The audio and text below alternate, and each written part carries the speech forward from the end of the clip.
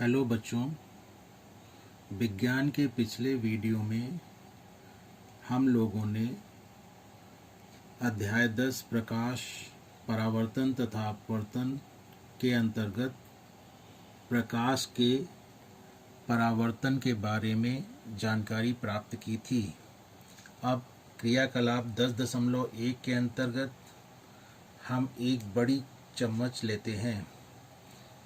जैसा कि आप मेरे हाथ में एक चम्मच देख रहे होंगे, इस चम्मच में दो पृष्ठ हैं, दोनों वक्रित पृष्ठ हैं, गोलीय या घुमावदार पृष्ठ हैं। इसके एक पृष्ठ के सामने हम अपने चेहरे को या पेन या पेंसिल को लाते हैं और उसके प्रतिबिंब को देखते हैं कि छोटा बन रहा है या बड़ा बन रहा है। फिर पेन को आगे पीछे करते हैं या चम्मच को आगे पीछे करते हैं। इस प्रकार से बनने वाले प्रतिबिंब का अध्ययन हम करते हैं और उसे अपनी कॉपी में नोट करते रहते हैं। इसी प्रकार चम्मच के दूसरे पृष्ठ के साथ भी क्रियाकलाप को दोहराते हैं और अपने कॉपी में दोनों तरह से बनने वाले प्रतिबिंबों के अभिलक्षणों को लिख लेते हैं और उनकी आपस में तुलना करते हैं। जो चम्मच आप मेरे हाथ में देख रहे हैं वो उतनी चमकदार नहीं है कि इसमें हमें प्रतिबिंब स्पष्ट दिखाई दे सके। इसके लिए हमें चमकदार नई चम्मच की ज़रूरत होगी और ये प्रयोग, ये क्रियाकलाप आपको घर पर खुद ही करना है और मुझे बताना है कि किस तरह से प्रतिबिंब बनते हैं दोनों पृष्ठों से चम्मच के।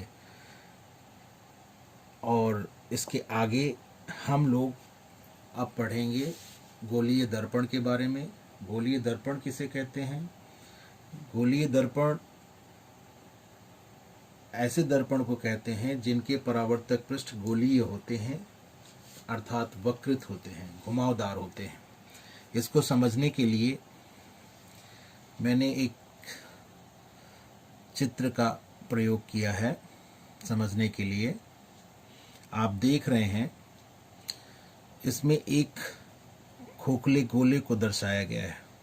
ये खोखला गोला है, पारदर्शी माध्यम का खोखला गोला है। इस गोले के दो टुकड़े लिए गए हैं।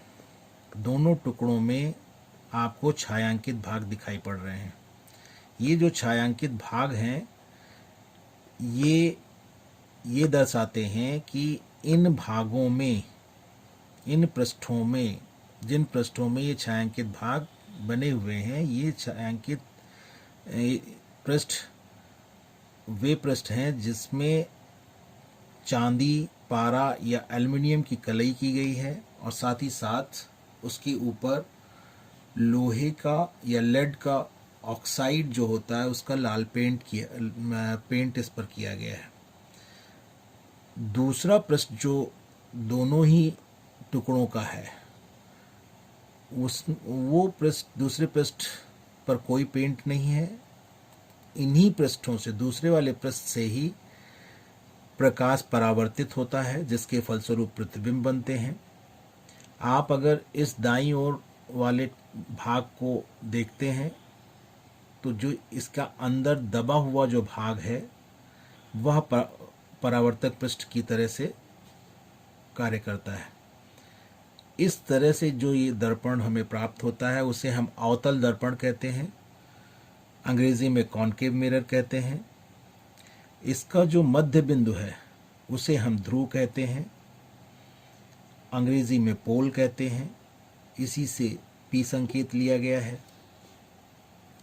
इसके अलावा अगर हम दूसरे टुकड़े की बात करें तो आप देख रहे हैं कि इसके उभरे हुए भाग, इसका जो उभरा हुआ भाग है वो परावर्तक पृष्ठ कहलाता है, क्योंकि इसी से प्रकाश का परावर्तन होता है, इसी के फलस्वरूप प्रतिबिंब बनते हैं। इस तरह से जो ये दूसरा टुकड़ा है, ये इससे जो दर्पण हमें प्राप्त होता है उसे हम उत्तल दर्पण कहते हैं, अंग्रेजी में कॉन्वेक्स मिरर कहते हैं। ये जो उत्तल दर्पण और अवतल दर्पण जिस खोखले गोले का हिस्सा होते हैं उसके केंद्र को वक्रता केंद्र कहते हैं, centre of curvature. Capital C से दिखाते हैं इसको हम। और दोनों ही जो दर्पण हैं उनके अगर वक्रता केंद्र और ध्रुव को, किसी भी दर्पण के वक्रता केंद्र और ध्रुव को मिलाने वाली रेखा की अगर एक हम कल्पना करें तो वो जो रेखा होती है जो वक्रता केंद्र और ध्रुव को मिलाती है उसे हम मुख्य अक्ष या प्रिंसिपल एक्सिस कहते हैं। इसके साथ ही जो खोखला गोला होता है उसकी जो त्रिज्या होती है वो वक्रता त्रिज्या कहलाती है, जिसे हम कैपिटल आर से दिखाते हैं। अंग्रेजी में इसे रेडियस ऑफ कर्वेचर कहते हैं। यहाँ पर आप ये भी देख रहे होंगे कि अवतल दर्पण के सामने वक्रता केंद्र है, परावर्तक पृष्ठ के सामने वक्रता केंद्र है, जबकि उत्तल दर्पण के लिए वक्रता केंद्र परावर्तक पृष्ठ के पीछे की तरफ होता है। ये अंतर हमें पता होना चाहिए। इस प्रकार आपने अवतल दर्पण और उत्तल दर्पण के बारे में जाना। इससे संबंधित चित्र आपकी किताब में दिया गया है, इसे भी आप देख सकते हैं और जो अभी आपने पढ़ा है उससे उसका मिलान कर सकते हैं। आज इस वीडियो में बस इतना ही। शेष अगले वीडियो में हम लोग पढ़ेंगे। धन्यवाद।